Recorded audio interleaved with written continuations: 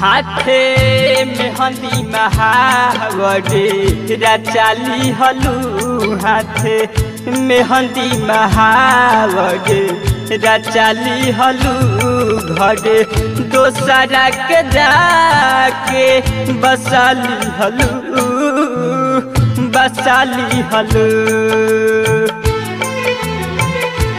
हमारा जिंदगी में अगिया लगा दी हलू घरे दोसरा के जाके बसा दी हलू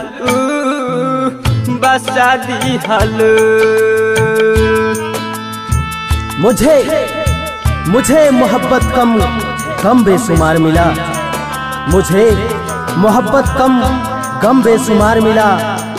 जब भी चाहा किसी को सच्चे दिल से, जब भी चाहा किसी को सच्चे दिल से, उसी से नफरत का उपहार मिला। हमरा से कोइले रहलू वादा को बहु न बदहल बैरादा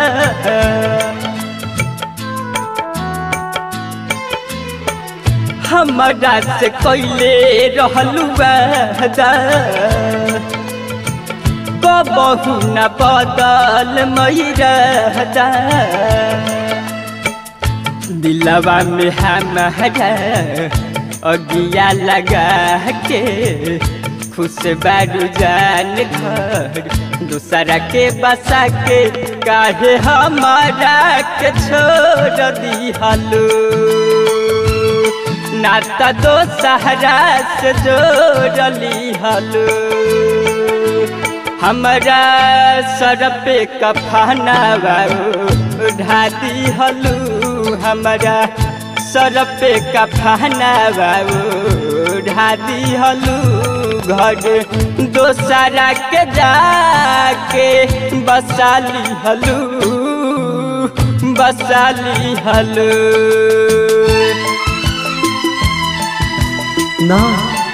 ना झारे में ले जाएगी ये मोहब्बत, ना दरिया में ले जाएगी ये मोहब्बत। ना झारे में ले जाएगी ये मोहब्बत, ना दरिया में ले जाएगी ये मोहब्बत। ऐ मोहब्बत करने वाले, ऐ मोहब्बत करने वाले, जरा सोच समझ कर मोहब्बत करना। मोहब्बत तो मौत की दरिया में ले जाएगी। बचपन के प्यार ना भूलई हो, एक बार मिले तो नियई हो।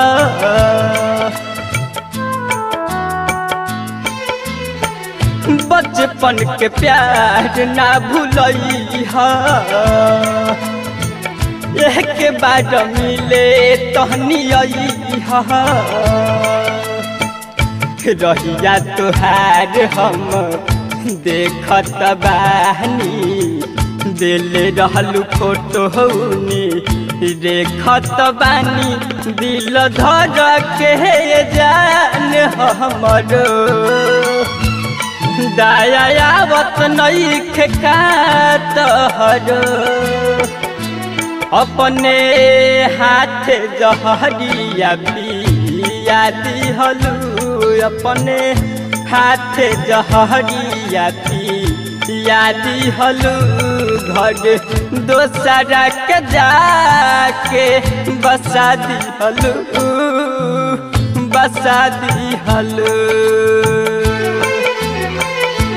हाथे मेहंदी महावरे रचाली हलू घर दोसरा के जाके बसाली हलू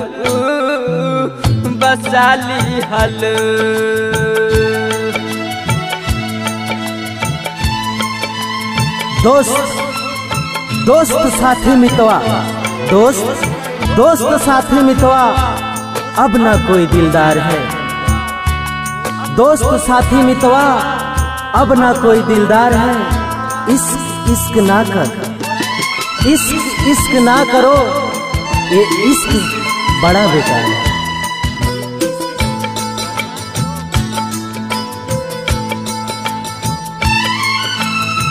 राइटर बिकी संतोष ना भूलई है अहंग चित्तरंजन पछतई है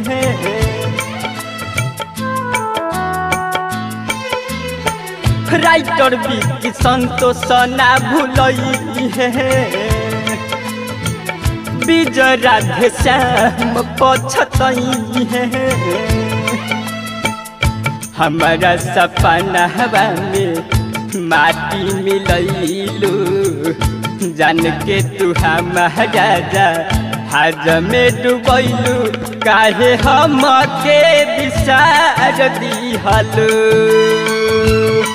काहे दिल से उतार दिहलू राजन निराला के दियते मुआ दिहलू राजन निराला के दियते मुआ दिहलू घर दोसरा के जाके बसा लिहलू